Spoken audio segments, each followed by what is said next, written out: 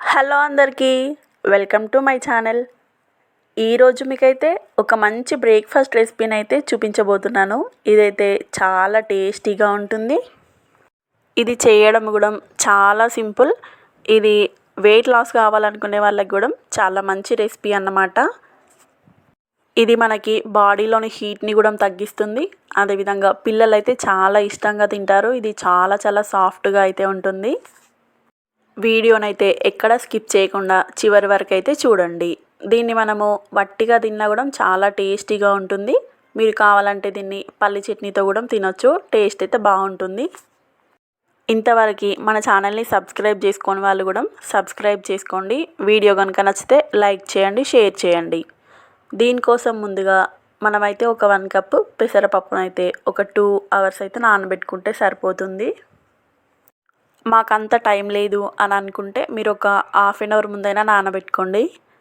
ఇప్పుడు అదే 1 కప్పుతో సగ్గుబియ్యంని కూడా నానబెట్టుకోండి. వీటిని కూడా నేనైతే 2 అవర్స్ నానబెట్టుకున్నా. టైం లేకపోతే హాఫ్ అన్ అవర్ అయినా సరిపోతుంది.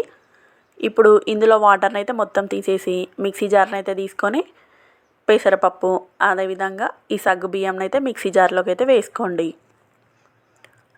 వేసుకొని ఒకసారి అయితే మిక్సీ పట్టుకోండి. పట్టుకున్న తర్వాత కొంచెం వాటర్ని యాడ్ చేసి మరింత సాఫ్ట్గా అయితే పట్టుకోండి. దీన్ని మరీ లిక్విడ్ లాగా కాకుండా కొంచెం ఈ విధంగా కన్సిస్టెన్సీ ఇలా ఉంటే సరిపోతుంది. ఇప్పుడు దీన్ని మిక్సింగ్ బౌల్లోకి అయితే తీసుకొని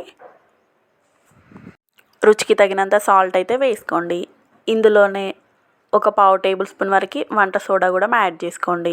ఎందుకంటే మనం ఇది ఇన్స్టెంట్గా చేస్తున్నాం కాబట్టి కొంచెం వంట సోడా వేసుకుంటే మనకి బాగుంటుంది. దీన్నంతా మంచిగా ఒకసారి అయితే కలుపుకొని మూత పెట్టుకొని ఒక 5 మినిట్స్ అయితే పక్కన పెట్టండి.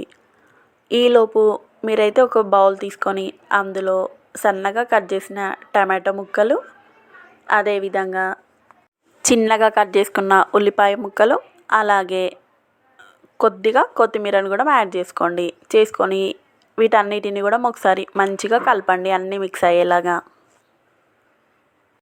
ఈ విధంగా కలుపుకొని దీన్ని పక్కన పెట్టండి.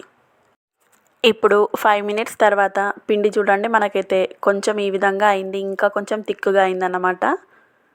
ఇప్పుడు దీన్ని మరొక్కసారి మంచిగా అంతా కలుపుకోండి. స్టవ్ అయితే ఆన్ చేసుకొని పెనంని పెట్టుకొని దానిపైన కొంచెం ఆయిల్ని కూడా అప్లై చేసుకోండి. ఈ పెనం మంచిగా హీట్ అయిన తర్వాత దీనిపైన ఈ బ్యాటర్ని అయితే ఈ విధంగా వేసుకోండి. దీన్ని మరీ దోశలాగా పల్చగా కాకుండా కొంచెం ఈ విధంగా అనుకుంటే సరిపోతుంది. ఇప్పుడు దీనిపైన మనం కలిపి పెట్టుకున్న ఈ టమాటో, ఆనియన్, కొత్తిమీర ముక్కలను అయితే వేసుకోండి. ఈ విధంగా మొత్తం స్ప్రెడ్ చేసుకున్న తర్వాత దీనిపైన కలోంజీ సీడ్స్ని కూడా యాడ్ చేసుకొని దీనిపైన ఒక 2 మినిట్స్ అయితే మూత పెట్టుకుంటే మనకి చక్కగా కుక్ అవుతుంది. ఇది తీయడానికి కూడా చాలా సింపుల్గా వస్తుంది. 2 మినిట్స్ తర్వాత దీన్నైతే ఇంకొక సైడ్ అయితే టర్న్ చేసుకొని కొంచెం ఈ విధంగా ప్రెస్ చేసుకుంటే సరిపోతుంది. దీన్నైతే తీసి పక్కన పెట్టండి. ఇప్పుడు సేమ్ అదే ప్రాసెస్లో మిగిలినవన్నిటిని కూడా ఇదే విధంగా అయితే చేసుకోండి. అంతేనండి, మనకైతే ఎంతో టేస్టీగా ఉండే దోశ అయితే రెడీ అయిపోయింది. ఇది వెయిట్ లాస్ అవ్వాలనుకునే వాళ్ళు కూడా చాలా మంచిగా యూజ్ అవుతుంది. ఇందులో మనము ఎలాంటి రైస్ని అయితే యాడ్ చేయట్లేదు కాబట్టి ఇది చాలా సాఫ్ట్గా ఉంటుంది. సో చిన్నపిల్లలు కూడా చాలా ఇష్టంగా తింటారు. చాలా చాలా మెత్తగా అయితే ఉంటుంది. తప్పకుండా అయితే ఈ రెసిపీని ట్రై చేసి మరి మీకు ఏ విధంగా వచ్చిందో కామెంట్ చేయండి.